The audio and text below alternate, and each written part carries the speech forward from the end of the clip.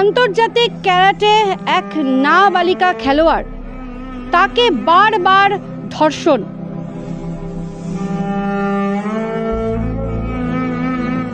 গতকাল রাত থেকে কিন্তু উত্তপ্ত হয়ে উঠেছে এই এলাকা।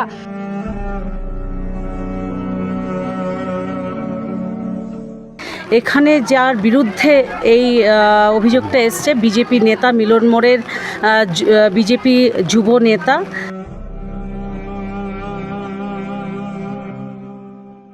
পাশাপাশি তাকে কিন্তু ভয় দেখানো হতো, তাকে কিন্তু ধমকি দেওয়া হতো যাতে তার পরিবারকে সেই নাবালিকা কোনো রকম কোনো কথা যাতে না জানাতে পারে। বারংবার কিন্তু তাকে ধমকি দেওয়া হতো।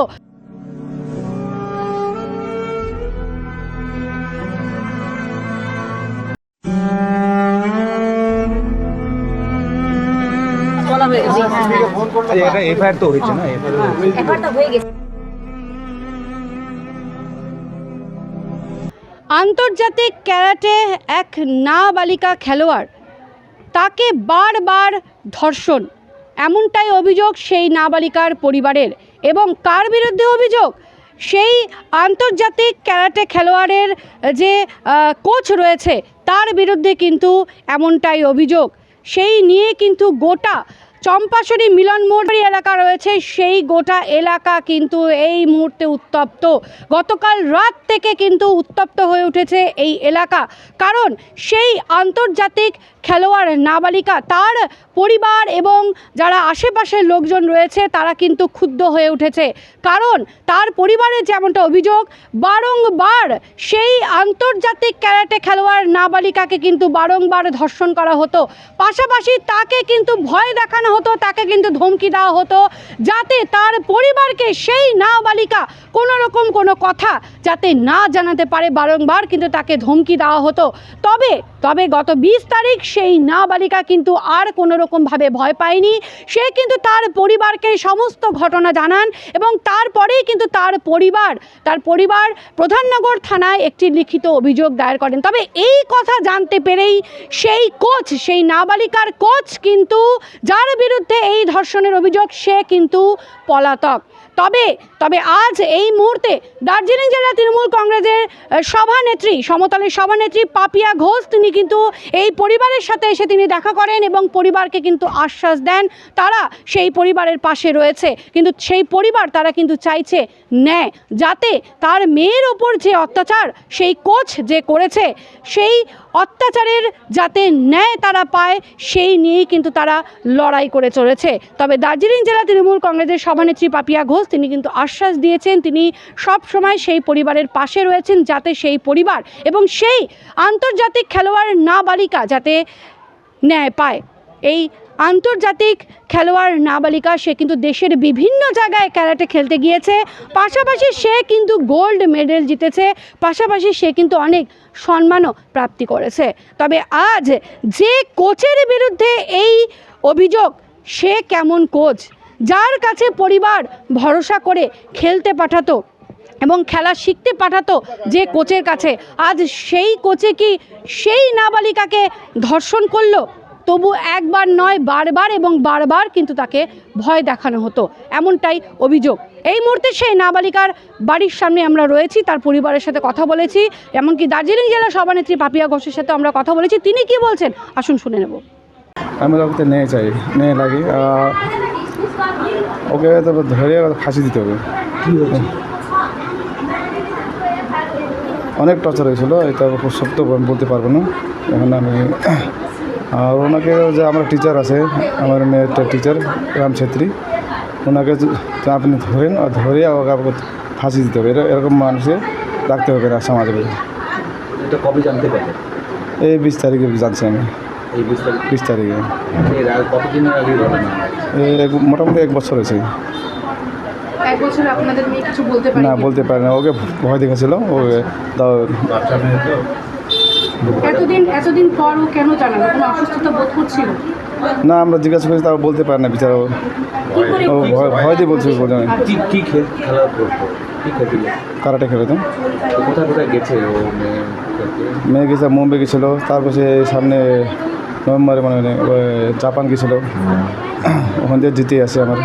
এই সামনে ট্রফি করে আবার বড় মেয়ে চক্র হবে সব দিকে ওই জিতছে ভালো খেলোয়াড় ছিল। ভালো খেলো একদম সব জায়গায় খালি গোল্ড মেডেল নিয়ে আসতে হবে খেলা ভালো আরও পড়াশোনা খুব ভালো টপ টপ কে ছিল? আচ্ছা কিছু কে ছিল? যে রাম ছেত্রী আমার টিচার মেয়ে টিচার ছিল। মেয়ে টিচার তো মেয়ে এসে বলছে যে এরকম একটা সমস্যা হচ্ছে, না আমাকে বলে না এখন বলছিল। এখন মা যখন ওকে প্রেশার দিল তখন বললাম আপনি এখন কি চাইছেন? আমাকে তো ন্যায় লাগে স্যার বিচার করে অপরাধী ফাঁসি সাজা দিতে হবে এরকম মানুষ থাকলে তো অন্য আরও চেষ্টা করবে অন্য আরও আছে মেডিকেল টেস্ট করেছেন? মেডিকেল টেস্ট করছি আসবে না মেডিকেল টেস্ট হয়ে গেছে আর এটা তো আমি তো বলতে পারবো না কী হয়েছে আপনার নাম? প্রদীপ আল থাকা প্রদীপ থাপা। মেয়ের বয়স কত হবে? 15+ হয়েছে একদমই আমরা শিলিগুড়ি মহকুমা পরিষদের চম্পাশাড়ির মিলন মোড়ে আছি। এখানে একটা ঘটনা ঘটেছে। 15 বছরের একটি কিশোরী দিনের পর দিন তাকে যৌন হেনস্থা এবং শ্লীলতাহানি করা হয়েছে এবং অর্থাৎ সেক্সুয়াল অ্যাবিউজ মোলেস্টেশন। তো আমরা একজন মহিলা হিসেবে মা হিসেবে আমি চাই পক্সো আইন অনুযায়ী কঠোর থেকে কঠোরতম সাজা হোক। এখানে যার বিরুদ্ধে এই অভিযোগটা এসছে বিজেপি নেতা মিলন মোড়ের বিজেপি যুব নেতা।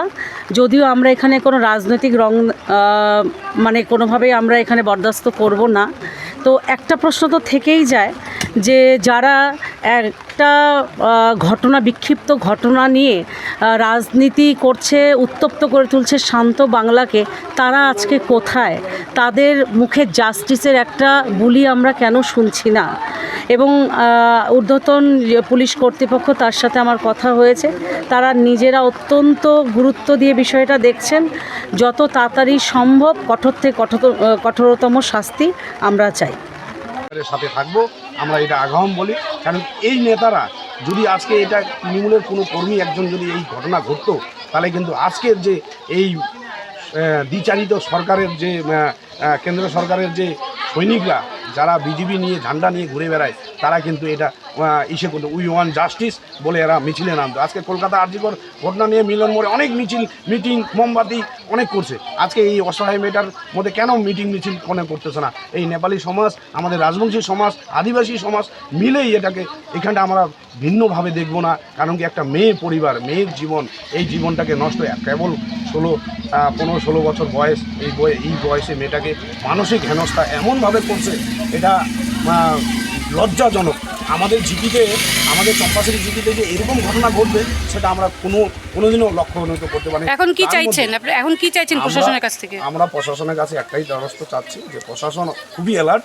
আমরা প্রশাসনের কাছে খুবই, আমাদের জেলা প্রেসিডেন্টও কথা বললেন যে আমি নিজে স্বয়ং আইসিকে গতকাল আমি ফোন করে কথা বলেছিলাম পরশুদিন। আইসি আশ্বাস দিয়েছে আমরা অতি শীঘ্রই যত তাড়াতাড়ি হোক সেই দোষী ব্যক্তিকে যত তাড়াতাড়ি হোক সাজা তো হবেই, তার মধ্যে দোষী ব্যক্তিকে গ্রেপ্তার করার জন্য আমরা অতি শীঘ্রই প্রশাসনের কাছে আমরা আবেদন করছি, যাতে এই দোষী ব্যক্তিটাকে গ্রেপ্তার করে সাজা ঘোষণা হয়। সেটা আমরা আন্দোলন নামবো। আমরা যদি দেখব আমাদের 26 তারিখে একটা চম্পাশাড়িতে অর্গানাইজ আছে, সেই অর্গানাইজের পরেই আমরা কিন্তু আমাদের যদি আমরা দেখি যদি এটা ইসে না করে এই মিলন মোড়ের সেক্টরে যে সমাজ, আমি আহ্বান করব সবাইকে, বিভিন্ন সব জাতি মিলে, আদিবাসী, রাজবংশী, নেপালি, বাঙালি, বিহারি, সমস্ত জাতি জনগোষ্ঠী মিলে এই মেয়েটার জন্য ন্যায়ের জন্য সবাই আবেদন করতেছি। সবাই মিলে এই মেয়েটা যেন ন্যায় হয়, ন্যায় বিচার পায়, সেটাই আবেদন করব।